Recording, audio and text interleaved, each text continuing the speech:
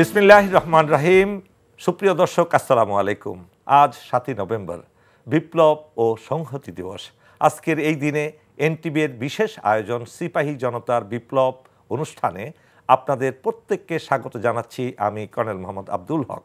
আশা করছি যে যেখানে আছেন ভালো আছেন, নিরাপদে আছেন। ৭ নভেম্বর ১৯৭৫ এবং ৫ আগস্ট ২০২৪ এই দুটি দিন বাংলাদেশের ইতিহাসে লাল অক্ষরে চিরদিন লেখা থাকবে। উভয় দিনেরই রয়েছে গভীর তাৎপর্য ও ঐতিহাসিক গুরুত্ব। উল্লেখযোগ্য বিষয় হলো, দুটি ক্ষেত্রেই লক্ষ্যবস্তু ছিল স্বৈরাচারী আওয়ামী শাসন। শেখ মুজিবের অপশাসনের ফল ছিল ৭ই নভেম্বর ১৯৭৫, আর শেখ মুজিবের কন্যা শেখ হাসিনার ফ্যাসিবাদী শাসনের ফল হলো ৫ই আগস্ট ২০২৪। আওয়ামী লীগ বাংলাদেশের স্বাধীনতায় গুরুত্বপূর্ণ ভূমিকা রাখলেও একই সঙ্গে পিতা ও কন্যার যুগে এ দলটি পরিণত হয়েছিল এক স্বৈরাচারী রাজনৈতিক শক্তিতে। আজকের এই ব্যাপারে আলোচক আমাদের সাথে আমাদের স্টুডিওতে উপস্থিত আছেন সাবেক সেনা কর্মকর্তা ব্রিগেডিয়ার জেনারেল রুকন উদ্দিন। শ্রদ্ধেয় স্যার, আজকের এই গুরুত্বপূর্ণ দিনের আলোচনা সভায় আপনাকে স্বাগতম। ধন্যবাদ কর্নেল হক, এবং একসাথে ধন্যবাদ জানাচ্ছি এনটিভিকে আমাকে এই অনুষ্ঠানে আমন্ত্রণের জন্য। কেমন আছেন? আলহামদুলিল্লাহ। আপনি তো দেখেছেন নিজ চোখে সেই ৭ই নভেম্বর ১৯৭৫ সাল। আপনি ছিলেন ছাত্র সে সময়, আমিও ছাত্র ছিলাম। সেই সময় দেখেছি মিষ্টির দোকানে মিষ্টি শেষ হয়ে গিয়েছিল সেই ১৫ই আগস্ট, এবং সেটার ধারাবাহিকতায় ৭ই নভেম্বর ঘটল। বাংলাদেশে জিয়াউর রহমানের উত্থান হলো, একজন শক্তিশালী জাতীয় নেতা হিসেবে, আন্তর্জাতিক নেতা হিসেবে তিনি আবির্ভূত হলেন। সেই সময়ের সাথে আপনি বর্তমান সময়কে কিভাবে মিলিয়ে দেখছেন এবং সেই দিনের তাৎপর্যটা যদি একটু ব্যাখ্যা করতেন। ধন্যবাদ। প্রথমে আমি বলে রাখতে চাই যে আমাদের অনেকেই আমরা জানি যে আমাদের জাতীয় ইতিহাসের ৭১, ৭৫, ৯০ এবং ২৪ এগুলো হচ্ছে এক একটা উল্লেখযোগ্য মাইল ফলক। এবং ৭১-এর স্বাধীনতার পর ৭৫-এ যখন শেখ মুজিব স্বৈরাচারী রূপ ধারণ করে, তার বাকশাল, রক্ষীবাহিনী এসব নিয়ে জনগণের উপর অত্যাচার নিষ্পেষণ চালানো শুরু করে, তখন কতিপয় আমরা সবাই জানি দেশপ্রেমিক সেনা অফিসার সেই স্বৈরাচারকে উৎখাত করে এবং জাতিকে কলঙ্কমুক্ত করে এবং জাতিকে ভারতের হাতে বিক্রি হয়ে যাওয়া থেকে রক্ষা করে। এরপর ৯০ তো গেল, এরশাদ বিরোধী আন্দোলন এবং আরেক স্বৈরাচারের উৎখাত। না, সেখানেও তো সেনাবাহিনীর ভূমিকা ছিল ব্যাপক।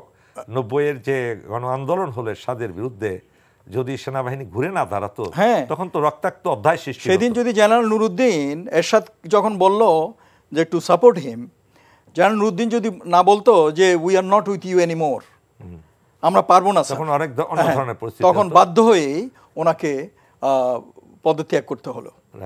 হি had to take that decision. পরে আসি আমরা এই ২৪-এর অভ্যুত্থানের কথা, বিপ্লবের কথা, যে বিপ্লবে আমরা যদি স্যার আরেকটু ওই ব্যাপারটাকে একটু খোলাসা করি আপনার কাছ থেকে। এই যে ৭ই নভেম্বরের বিপ্লবটা, এটা কিন্তু শুধু সেনাবাহিনী কিংবা শুধু জনগণের বিপ্লব ছিল না, এটা একটা ঐক্য। আপনার সেই সময় কিন্তু বিপ্লবী সৈনিক সংস্থা দিয়ে কর্নেল তাহের বিশাল সংখ্যক অফিসার এবং তাদের ফ্যামিলিকে হত্যার কাজ শুরু করে দিল। আপনি যদি সেই ব্যাপারে একটু আলোকপাত করতেন। তারা যেটা চেয়েছিলেন, কর্নেল তাহের বৈজ্ঞানিক সমাজতন্ত্র কায়েম করতে গিয়ে যেটা চেয়েছিলেন, দেশটাকে কোনো আর্মি শূন্য করার জন্য, এবং তিনি চেয়েছিলেন হ্যাঁ আর্মি থাকবে, সেখানে কোনো কমান্ডার থাকবে না, সৈনিকরা থাকবে, এবং এই কাজটা তিনি সেনাবাহিনীর ভিতরেই থেকেই তখন অ্যাডজুটেন্ট জেনারেল থাকা অবস্থায় করেছেন। এই সম্পর্কে যদি একটা আলোকপাত আমি জাস্ট আসছিলাম এই আলোকপাত করেন, কারণ এটা একটা মিথ রয়ে গেছে।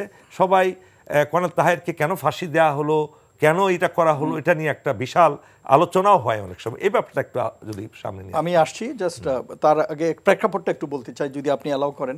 ওটা হচ্ছে যে ৭৫-এর আগস্টে যখন স্বৈরাচার শেখ মুজিবের পতন হলো, উৎখাত হলো এবং পরিবার সহ বা হত্যা করা হলো তাদেরকে, তারপর মোস্তাক গভর্নমেন্ট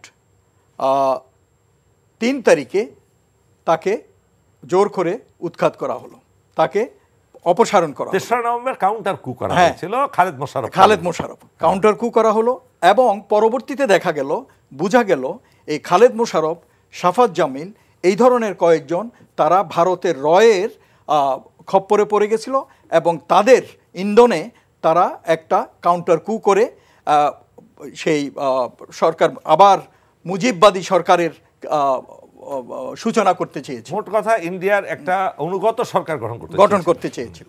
তারপর এটা কিভাবে বোঝা গেল অনুগত সরকার করতে যাচ্ছে, এটা কিভাবে বুঝলেন? এইটা সেদিনেই 3 তারিখ থেকে, বলতে গেলে 3 তারিখ থেকে 5 তারিখ পর্যন্ত কোনো সরকার ছিল না। খালেদ মোশাররফ নিজে মেজর জেনারেল হলো, র্যাঙ্ক হলো, নিজে পড়েছেন র্যাঙ্ক। হ্যাঁ, না ওনাকে দুই chief air and naval chief পড়াই দিছে। তারপর সে প্রধান, এটা কিভাবে বুঝলেন যে সে যে খালেদ মোশাররফ একজন দেশপ্রেমিক সেক্টর কমান্ডার ছিলেন এবং অত্যন্ত ব্রিলিয়ান্ট অফিসার ছিলেন পাকিস্তান সেনাবাহিনীর, এবং he was known as one of the brilliant officers amongst all, এবং সেই জন্য তাকে পাকিস্তান সরকারি পদোন্নতি দেওয়ার জন্য কিন্তু তাকে টুয়াইসি হিসাবে পোস্টিং করেছিল 4 বেঙ্গলে, এবং সে পদোন্নতি হয়ে যেত। কিন্তু এটা যে বললেন আপনি, এত একটা দেশপ্রেমিক খালেদ মোশাররফ, যিনি ইন্ডিয়ার বিরুদ্ধে সবসময় কথা বলতেন স্বাধীনতা যুদ্ধের সময়, উনি বলতেন আমরা ইন্ডিয়ার মাটিতে যাব না, এবং he is the only sector commander, maybe আরও থাকতে পারেন, উনি কিন্তু কখনো ইন্ডিয়ার ভিতরে ঢুকেন নাই, প্রবেশ করেন নাই, উনি নিজস্ব ব্যাটালিয়ন নিয়ে যুদ্ধ করেছেন। তাকে আপনি কিভাবে বলতে পারেন যে ইন্ডিয়ার পক্ষে সে প্রতি বিপ্লব করেছে? এটা বোঝার উপায়টা কি? এটার বোঝার উপকার হচ্ছে তারা উপায় কি, কিভাবে বুঝলেন? আমরা তো দেখলাম যে 3 তারিখ থেকে 5 তারিখ, আমি যেটা বললাম, কোনো সরকার ছিল না। তারপর 7 তারিখে ও জেনারেল জিয়াকে, আপনার কি মনে আছে স্যার 4 তারিখে তার মা, তার ভাই, ওইটাই আমি বলছি, তার ভাই 4 তারিখে এই 32 নম্বরে গেল, ঢাকা শাখা শহরে এই বিশ্ববিদ্যালয় থেকে মিছিল বের করে 32 নম্বরে যাচ্ছিল, ওইটাই আমি বলছি, এবং ইন্ডিয়ার পক্ষে স্লোগান দিচ্ছিল, শেখ মুজিবের পক্ষে স্লোগান দিচ্ছিল। তখনই জাতি বুঝে গেল যে এটা তো এই দেশের মুখ উন্মোচিত হয়ে গেছে। ইয়েস, মুখ উন্মোচিত হয়ে গেছে। তাকে কিভাবে করে, কারণ আমি একটা কথা বলতে চাই যে আমার গোয়েন্দা অভিজ্ঞতা থেকে, যে যখন কোনো কাউকে ট্র্যাপ করে বা হুক করে, ওই ব্রিলিয়ান লোকজনদেরকে করে, যাদেরকে দিয়ে ভবিষ্যতে কোনো কাজ হবে, ওই আলতু ফালতু লোককে এরা সময় নষ্ট করতে চায় না, পয়সাও নষ্ট করতে চায় না। তো আপনি যেটা বললেন, আমি ওইটাতে আসতেছিলাম যে খালেদ মোশাররফের ভাই এবং মা, তারা মিছিলে ছিল, মৌন মিছিল, এবং 32 নম্বর থেকে এটা বের করে, এবং এতেই বোঝা যাচ্ছিল যে, এবং তাদের যে প্লে কার্ড ছিল ওগুলাতে আওয়ামী লীগের পক্ষে ছিল ওগুলা। তো সেই জন্য এতে ফুটে উঠেছে যে খালেদ মোশাররফ আসলে আওয়ামী লীগের পক্ষ হয়ে ভারতের ইন্ধনেই এই কাজটা করেছে। আর আপনি যেটা বললেন, আরেকটা প্রমাণ ছিল জিয়াউর রহমানকে কেন উনি অ্যারেস্ট করলেন, ওয়াই? জিয়াউর রহমান ছিল মোস্ট পপুলার ম্যান, এবং মিলিটারিতে উনি একজন পপুলার লিডার হিসেবে, একজন মুক্তিযুদ্ধের ঘোষক হিসেবে, সেক্টর কমান্ডার হিসেবে, ফোর্স কমান্ডার হিসেবে হি হ্যাজ ট্রিমেন্ডাস কন্ট্রিবিউশন, এবং তার অনেক সিনিয়র ছিল, সে তাকে কেন ক্লোজ অ্যারেস্ট করলো? এটাও তো একটা বিশাল বিষাদের বিষয়, এটাও বুঝতে বাকি রইল না যে আসলে সে কার হয়ে কাজ করছিল। কারেক্ট।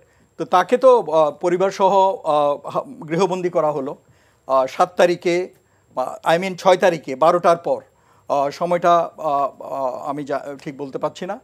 7 তারিখে সিপাহীরা বিপ্লব করলো, এবং এর সাথে বাইরের জনতা যোগ দিল, এবং জিয়াউর রহমানকে মুক্ত করে আনলো। তারপর এখানে কিন্তু স্যার খালেদ মোশাররফকে হত্যা করা হলো। কিন্তু স্যার কর্নেল তাহেরের বিশাল একটা অবদান, ওইটা আসতেছি, আমাকে বলতে দেন একটু এইটাতে। এবং এই সময়টাকে খালেদ মোশাররফ, কর্নেল তাহের, জাসদ, এই যে ইনু, এরা জাসদের লোক, তাদের সংগ্রামী সৈনিক পরিষদ নাম দিয়ে সেনাবাহিনী থেকে কিছু লোককে বিপদগামী করেছিল, এবং এইগুলোকে নিয়ে তারা মনে করছিল এইটা তাদের মাহেন্দ্রক্ষণ, তারা এইটাতে একটা সাপোর্ট দেখাইছে। কিন্তু জেনারেল জিয়াকে মুক্ত করার পর, জেনারেল জিয়া সে তো ইন্টেলিজেন্ট ম্যান, সে বুঝতে পারছে, সে জাস্ট প্রিটেন্ড করছে যে ওকে আমি তোমাকে মেনে নিচ্ছি, ওকে তোমাদের নেতাকে নিয়ে আসো। তারপর ওরা মেজর জলিলের মুক্তি চাইলো, উনি ক্ষমতা উনি যখন দায়িত্ব নিলেন জলিলকে মুক্ত করে দিল। তারপর আস্তে আস্তে যখন যেসব সৈনিকরা ইনভলভ ছিল, সৈনিকদেরকে মারা শুরু করলো, সিপাহী অফিসারদের ভিতরে একটা ইয়ে করা শুরু করলো, সেনাবাহিনীর ভিতরে কেও সৃষ্টি করার চেষ্টা করলো, এবং তাদের উদ্দেশ্য ছিল এই উসিলায় জিয়াকে মুক্ত করার ভানে জিয়াকে তারা নিয়ে যাবে। কিন্তু যখন সাধারণ সৈনিকরা এসে গেল, সে তাহেরের ওই পরিকল্পনা ব্যর্থ হয়। পরবর্তীতে এইটা বুঝে গেছেন উনি, বুঝে যাওয়ার পর জেনারেল জিয়া, এবং সে পরবর্তীতে জিয়া কি একটা লিখিত কি পয়েন্ট দিয়েছিলেন? হ্যাঁ, কিছু দাবি দিয়েছিলেন। উনি বলছে আমি দাবি মানবো, তোমাদের নেতাকে বের করে আনবো, এবং তোমাদের যা বলা আছে ওগুলো শুনবো, সব অ্যাকশন নেওয়া হবে। নিয়ে তাহের মনে করছে যে ইয়ে হবে, তার পছন্দ মতো হ্যাঁ, হয়তো মনে পটে গেছে, মেনে নিছে সব কিছু। কিন্তু জেনারেল জিয়া তো এগুলা at the back of his mind he had some other plan in the favour of country. পরবর্তীতে এটা ইনভেস্টিগেশন করা হইলো, কোর্ট মার্শাল করা হইলো, এবং তার মৃত্যুদণ্ড হলো দেশদ্রোহিতার কারণে। তো এখন আপনি যেটা আপনার কাছ থেকে আমরা জানতে চাবো, এই সময়েই কিন্তু ইতিহাসের মহানায়ক হিসেবে আবির্ভূত হলেন মেজর জিয়া, সেই স্বাধীনতার ঘোষক মেজর জিয়া, পরবর্তীতে জেনারেল জিয়া, এবং তিনি আপামর জনসাধারণের কাছে কিভাবে উনি এত পপুলার হলেন একটু যদি বলতেন। কারণ এই দেশটা হচ্ছে যতই বলেন মুসলিম সংখ্যাগরিষ্ঠ জনগণের, 93% মুসলমান, এবং উনি এসে এই জনগণের এই আশা আকাঙ্ক্ষাটাকে পূরণ করার জন্য, যেমন উদাহরণস্বরূপ উনি কনস্টিটিউশনে বিসমিল্লাহির রহমানির রহিম সংযোগ করলেন, আল্লাহ মহান স্রষ্টা, হ্যাঁ আল্লাহর উপর পূর্ণ আস্থা এইটা অ্যাড করলেন, এবং ভারতীয় আগ্রাসন বিরোধী জাতীয়তাবাদী চেতনায় উদ্বুদ্ধ করে বহুদলীয় গণতন্ত্রের প্রতিষ্ঠা করেন। আমি একজন পলিটিক্যাল সায়েন্সের ছাত্র হিসেবে বলতে পারি যে পলিটিক্যাল সায়েন্সের টিচিংয়ে হচ্ছে গণতন্ত্র এবং সামরিক বাহিনী এটা দুই প্রান্তের, কোনোদিন মিল খাবে না, তেল আর পানির মতো। কিন্তু astonishingly general Zia is the one পুরো ওয়ার্ল্ডে যে বহুদলীয় গণতন্ত্রের সৃষ্টি করতে পেরেছিলেন। তো সেইটা একটা তার বিরাট অবদান, এবং যেটা আমরা এখনো পাচ্ছি। কিন্তু দুঃখের বিষয় বর্তমানে আমরা জেনারেল জিয়ার দলকে থেকে বহু দূরে, হ্যাঁ, জেনারেল জিয়ার দলকে দেখতে পাচ্ছি সেই আদর্শ থেকে তারা। আরেকটা জিনিস আপনার কাছে জানতে চাই, আপনার কি মনে আছে জেনারেল জিয়া কিন্তু শুধু বাংলাদেশের নেতাই ছিলেন না, তিনি কিন্তু আন্তর্জাতিক কূটনীতিতে এমনভাবে প্রবেশ করলেন তার মেধা দিয়ে, তিনি কিন্তু সেই সময়ে আন্তর্জাতিক নেতাতে পরিণত হলেন। আপনার কি মনে আছে কুদস কমিটিতে তাকে সভাপতি করা হলো, বাইতুল মুকাদ্দাস মুক্ত করার, সেখানে একইভাবে তিনি সার্ক যে গঠনের একটা পরিকল্পনা প্রদান করলেন, যাতে প্রতিবেশী দেশগুলোর মধ্যে একটা সুসম্পর্ক থাকে এবং তারা লেনদেন আদান প্রদান করলে, সম্প্রীতি বজায় থাকলে প্রত্যেকটা দেশই লাভবান হবে। একইভাবে মুসলিম দেশগুলোর সাথে উনি অত্যন্ত সুসম্পর্ক গড়ে তুললেন। নিম গাছ নিয়ে গেলেন প্লেন ভর্তি করে, সে আরাফাতের ময়দানে লাগিয়ে দিয়ে আসলেন, যেটা এখনও আছে, সেই ছায়া এখন আমরা বসে থাকি।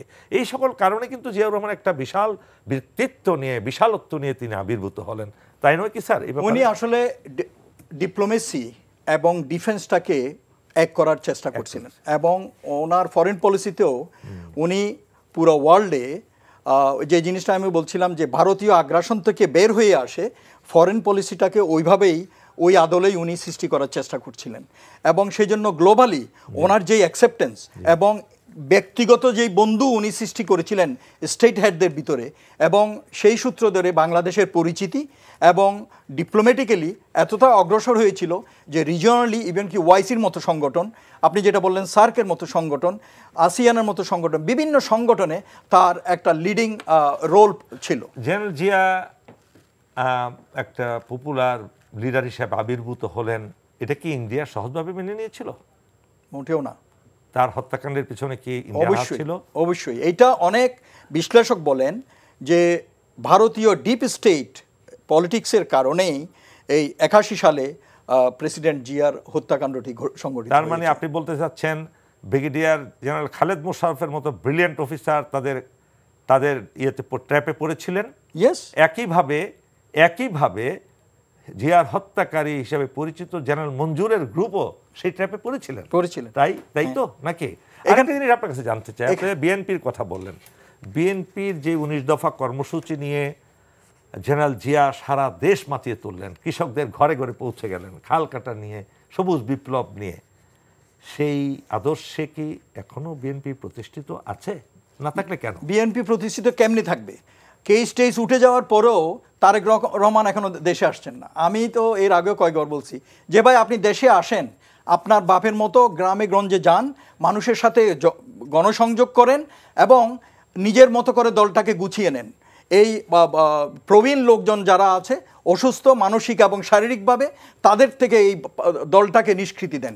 জিয়ার দলকে, আপনার বাপের দলকে, আপনার বাপের যে আদর্শ, যে 19 দফার কথা আপনি বললেন, ওগুলার আদলে যেন দেশটাকে 31 দফা দিয়েছেন তো। হ্যাঁ, 31 দফা দিয়েছেন। এই যে 24 কি বলে যেন, 24-এর আন্দোলনের বিপ্লবের স্বপ্নটাকে বাস্তবায়ন করতে যেতে হবে। আমি এখানে একটা কথা আপনি যদি অ্যালাউ করেন বলতে চাচ্ছি, যে যোগসূত্র, এই যে 24 আর 7ই নভেম্বর আর 5ই আগস্ট, এখানে দেখেন এই যে ভারত কিন্তু, আমরা সিচুয়েশন কিন্তু দুইটাই সেম।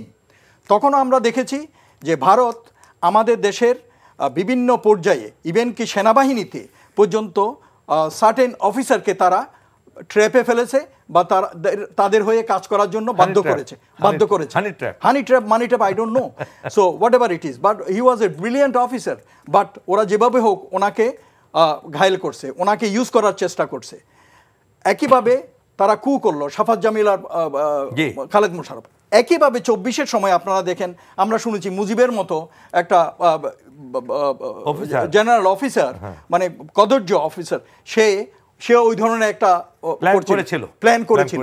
এবং তখনও যেরকম ভারত উপরের লেভেলে দুই একজন কয়েকজন গণভবনে সে একটা ফোর্স নিয়ে রেখেছিল জেনারেল যাতে ওয়াকারুজ্জামানকে প্রয়োজনে হত্যা করবে, এই ধরনের প্ল্যান করেছিল। একইভাবে তখন প্ল্যান করছিল জেনারেল জিয়াকে হত্যা করার জন্য। তো এইটা আমরা দেখতে পাচ্ছি যে দুইটার মিল আছে, যে ভারত সব সময় আমাদের এখানে কাজ করে যাচ্ছে এবং তারা কাজ করে যাবে, এটা আমাদেরকে সতর্ক থাকতে হবে। এবং একইভাবে ঐক্যের যে দরকার, আমরা এই পরে আসছি জেনারেল রোকন, আপনাকে এখন আমরা চলে আসি 24-এর 36 জুলাইয়ের আন্দোলনের পর। যেহেতু আমরা একটা লিঙ্ক করতে পেরেছি যে দুই বিপ্লবেরই লক্ষ্য এক, উদ্দেশ্য এক, কার্যকরিতাও একই ধরনের, ইন্ডিয়ান হেজিমনি থেকে দেশকে বাঁচানোর জন্য একটা লড়াই বলা চলে, যারা এই দেশকে চিরতরে তাদের করতলগত করতে চায়। এটাই তো মূল জিনিস এখনও আছে তাদের, সেই উদ্দেশ্যে লক্ষ্যে তারা প্রতিষ্ঠিত। এখন আসুন, এই 36 জুলাইয়ের আন্দোলনে আপামর জনসাধারণ, এক্সেপ্ট আওয়ামী ফেসিবাদের দোসররা ছাড়া, পুরো দেশ জাতি ঐক্যবদ্ধ ছিল, পলিটিক্যাল পার্টিগুলো ঐক্যবদ্ধ ছিল। কি এমন হলো যে হঠাৎ করে পলিটিক্যাল পার্টিগুলোর মধ্যে রেষারেষি, মারামারি এবং কাদা ছোড়াছড়ি, মানে সেই পুরো মিডিয়া গরম করা, একজনের বিরুদ্ধে আরেকজনের বক্তব্য, এটা কি সেই 36 জুলাই আন্দোলনের সাথে যায়? আপনি দেখেন 7ই নভেম্বরের সময় জাতির ভিতরে একটা ঐক্য এসেছিল বলেই প্রেসিডেন্ট জিয়াকে, জেনারেল জিয়াকে ওরা মুক্ত করতে পেরেছিল। এবং কর্নেল তাহেরের সেই যে একটা খারাপ মতলব ছিল, তা জেনারেল জিয়াকে মারার এবং তারা রাষ্ট্র ক্ষমতা দখলের একটা পায়তারা করছিল, সেই অশুভ শক্তির হাত থেকে রক্ষা করতে পেরেছিল, জাস্ট বিকজ সিপাহী জনতা এক হয়ে জাতীয় ঐক্য গড়েছিল বলে। কিন্তু ভারত চেয়েছিল একটা বিভাজন সৃষ্টির জন্য। একইভাবে এই 24-এর সময় আমরা দেখতে পেয়েছি যে 8 তারিখের পর থেকে, বিপ্লবের সময় তো ছিলই, আন্দোলনের সময় তো ছিলই, কিন্তু এরপরেও আমরা সব রাজনৈতিক দলের মাঝে শুনেছি ঐক্যের কথা এবং নূতন বাংলাদেশ বিনির্মাণের কথা। কিন্তু আপনি যেটা বললেন সেই কথাই আমি বলতে চাই যে যতই দিন যেতে লাগলো আমরা দেখতে পেলাম যে ওইটা আস্তে আস্তে ফেডিং অ্যাওয়ে এবং বিভাজন সৃষ্টি হতে লাগলো। এবং যেসব লোক সত্য কথা বলার চেষ্টা করতেছিল তারা আস্তে আস্তে চুপ হয়ে গেল। ওই যে ভারতের হানি ট্র্যাপ, মানি ট্র্যাপে যারা আটকায় আছে। কর্নেল জেনারেল রোকন, আপনি যদি একটু পলিটিক্যাল পার্টির একটু বিষয়টাকে আমরা সামনে নিয়ে আসি, যারা স্টেক হোল্ডার মনে করেন 36 জুলাইয়ের আন্দোলনে যে তারাই বিপ্লবের পিছনে ছিলেন কিংবা সামনে ছিলেন কিংবা মধ্যখানে ছিলেন, যেখানেই ছিলেন ওনারা সাপোর্টার ছিলেন, তাদের মধ্যে যে ঐক্যের সুর ছিল 5ই আগস্টের পরে, কেন তাদের মধ্যে বিভাজনটা? এটা কি ক্ষমতা ক্ষমতার জন্য ও দ্রুত গতিতে ক্ষমতা আহরণের জন্য, না ডক্টর ইউনূসের দুর্বল সরকারের কারণে, কোনটা? এটা আমি বলবো বোথ। আচ্ছা, ডক্টর ইউনূসের সরকার আসলে যেরকম up to expectation they could not perform. Okay, doctor Yunus globally accepted man হলেও, অনেক ক্রেডেনশিয়ালওয়ালা লোক হলেও, বাট ওনার যেই টিম উপদেষ্টা পরিষদ they could not perform well. জনগণ দৃশ্যমান কোনো কিছু দেখেনি বিগত 14-15 মাস। এইটা একটা। আরেকটা যেটা বললেন, বিভাজন কেন হতে শুরু করলো? বিভাজন আস্তে আস্তে আপনাকে যেটা বললাম, যে ওরা জানে এক একজন যে ঐক্য থাকলে তারা ওই গণতন্ত্রের পথে এগিয়ে যাওয়া। তারা তো গণতন্ত্র চায় না, তারা ক্ষমতা চায়। কিভাবে মেরে ধরে গালিগালাজ করে এই করে ক্ষমতায় যাওয়া যায়। আপনি দেখেন, আমরা কিন্তু সেই পুরনো রাজনীতিকে বের হয়ে আসতে পারি নাই। আমরা একজন একজনের চরিত্র হনন করতেছি, একজন একজনকে গালাগালি করতেছি, এইসবই করতেছি। তো সেই জন্য আমাদের এখন বিভাজন ভুলে ঐক্য দরকার। অনেক অনেক ধন্যবাদ ব্রিগেডিয়ার জেনারেল রোকন, আপনার জ্ঞানগর্ব বক্তব্যের জন্য আমরা সবাই খুশি হয়েছি এবং অনেক কিছু জানতে পেরেছি।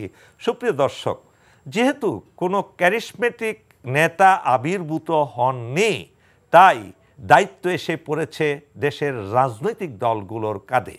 কিন্তু তারা সেই সুযোগকে যথাযথভাবে কাজে লাগাতে ব্যর্থ হয়েছে। বৈষম্যহীন সমাজ গঠনের লক্ষ্যে এখনও অদরাই রয়ে গেছে।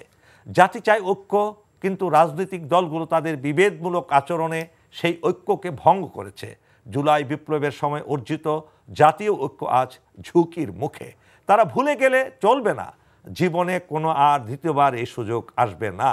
দেশ এখন এক ক্রান্তিকাল অতিক্রম করছে, তাই রাজনৈতিক দলের সততা, প্রজ্ঞা, পরিপক্কতা ও সুদৃঢ় ঐক্য অত্যন্ত গুরুত্বপূর্ণ, যাতে 5 আগস্টের অর্জন অর্থবহ হয়। মহান আল্লাহ আমাদের সেই জন্য সহায় হন। আমিন। আল্লাহ হাফেজ।